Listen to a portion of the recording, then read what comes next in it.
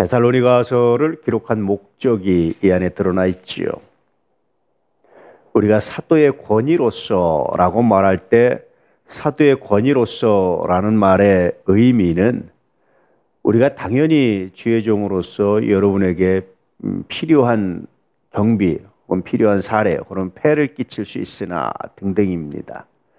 그런데 이런 거 일치하지 않고 이렇게 복음을 전하고 여러분 앞에 유순한 자가 되었다, 늘 지는 사람이 되었다, 늘 당하는 사람이 되었다, 그렇게 된 이유가 무엇인지 아십니까? 라는 질문이 들어가 있어요. 또 하나는 많은 속이는 사람들, 거짓 교사들이 있었습니다. 그들과의 차별성에 대해서 이야기하는 거예요. 이렇게 아무 대가 없이 대가를 바라지 않고 줄 수 있는 것, 여러분에게 복음을 전할 수 있는 것, 섬길 수 있는 것, 그저 여러분 앞에 약한 자가 될 수 있는 것, 그 이유가 뭐라고 생각하십니까? 이런 말씀입니다. 그 이유는 하나님 안에서 여러분을 사랑하기 때문입니다. 얼만큼? 목숨을 내놓을 만큼 사랑하기 때문입니다. 이런 고백이죠. 바울은 늘 목숨을 내놨던 것 같아요. 그렇게 내놓지 않으면 복음은 중단될 수밖에 없었죠. 그러고 보면 내게 능력 주시는 자 안에서 내게 모든 것을 할 수 있었다라는 빌립보서 4장의 고백은 목숨을 내놓는 용기이기도 합니다. 하나님께서 나에게 구원의 확신을 주시고 담대함을 주셔서 내가 목숨을 내놓고 나니까 더 살려고 발버둥 치지 않고 내가 하나님께 내 목숨을 드리고 나니까 능치 못할 일이 없었습니다. 하나님이 그렇게 하셨습니다. 그런 고백이기도 하죠. 사실은 이렇게 말하는 그 이유 자체가 굉장히 슬픈 겁니다. 그것은 왜 그래요? 데살로니가 교회가 그 심정을 오해했기 때문에 그렇습니다. 거짓 교사들과 차별성을 갖지 못한 거예요. 아첨하는 말로 너무 공교하게 하는 것과 이 진실한 행동을 차별하지 못하는, 구별해내지 못하는 데살로니가 교인들에게 다시 한번 그것을 말해주고 있는 겁니다. 그래서 오늘 말씀의 메시지는요, 구별입니다. 여러분, 구별할 능력이 됩니까? 단순히 말이 아니라 삶을 보십시오. 단순히 말이 아니라 열매를 보십시오. 주께서 열매를 보고 판단하라고 하셨듯이 열매를 보십시오.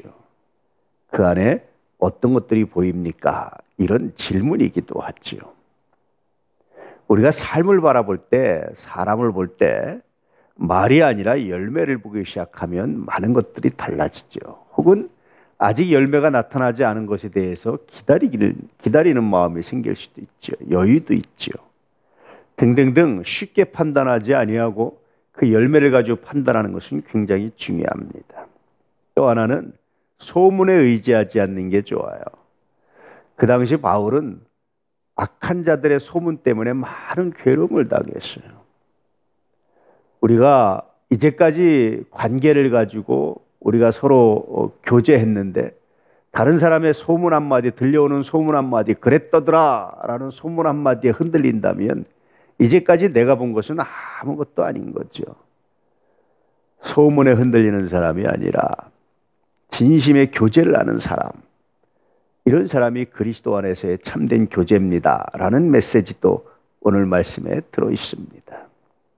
오늘 여러분 주 안에서 소문이 아니라 진실한 교제를, 소문 때문이 아니라 진실한 교제를 나눌 수 있는 은혜가 있기를 축복합니다. 야, 저기 가니까 좋다더라, 저 사람 대단하다더라 라는 소문이 아니라 내가 만난 삶의 교제를 가지고, 이 사람이 이렇다더라 라는 악한 소문이 아니라 내가 만난 삶의 교제를 가지고 관계를 이어가고 관계를 깊이 이해하고 교제의 기초들을, 주춧돌을 놓는 은혜가 있기를 축복합니다. 특별히 여러분 복음을 그렇게 하셔야 됩니다. 내가 만난 예수, 나와 함께 하신 예수, 그분은 세상에 어떤 적그리스도가, 어떤 안티크리스천들이 만들어낸 악한 소문과 전혀 비교할 수 없는, 비교할 가치도 없는 그분은 나의 왕, 나의 하나님이십니다. 이 고백이 우리를 살게 합니다. 이 고백이 우리의 믿음을 든든하게 합니다. 이 고백이 그 어떤 것에도 흔들리지 않는 정말 놀라운 은혜를 줍니다. 오늘 이 고백을 가지고 주 안에서 살아갈 수 있기를 축복합니다. 세 번째 메시지는요, 폐를 끼치지 않았다라는 겁니다. 사랑이 뭐냐? 왜 그렇게 유순한 자가 되었느냐? 왜 그렇게 마치 유모가 아이를 기르듯이 그렇게 했느냐? 대성의 교회는 아마 이 말이 굉장히 기분 나빴을 수도 있어요. 우리가 애입니까? 근데 바울이 보기엔 여전히 애예요. 왜 그렇습니까? 흔들리니까. 거짓 교사들의 가르침에 흔들리고 요동한다라는 것은 그만큼 미숙하다라는 것을 의미하는 거예요. 소문에 흔들리는 것은 그만큼 미숙하다라는 것을 의미하는 겁니다. 그럼에도 불구하고 바울은 늘 아이처럼, 또 유순한 자처럼이라는 말의 의미는 뭐냐면 늘 논쟁에서 지고 있다라는 거예요. 늘 자기가 죄인인 것처럼 그렇게 한다는 겁니다. 왜 그렇습니까? 하나님 때문에.